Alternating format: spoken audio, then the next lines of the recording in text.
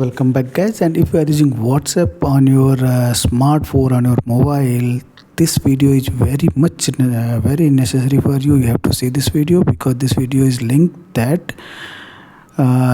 with hacking of your WhatsApp. Means, if how can you know that your WhatsApp is not being seen by anybody on their mobile or their computer? So in this video I will cover this, so not wasting much of your time.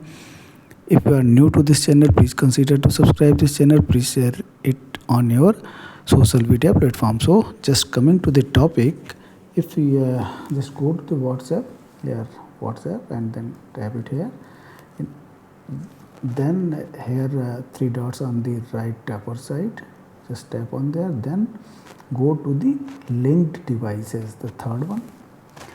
If your WhatsApp is hacked, means your WhatsApp is mapped to any other mobile or any other computer, this screen will not come. If this screen is coming, this means your WhatsApp is safe. It is not linked with any other devices. If you have given your phone to somebody who wants to hack your WhatsApp, who wants to map your WhatsApp on their devices, on their computer, they will link it. So if this screen is coming, your WhatsApp is safe. If this is not coming, in place of this screen some devices are coming, then you should be careful.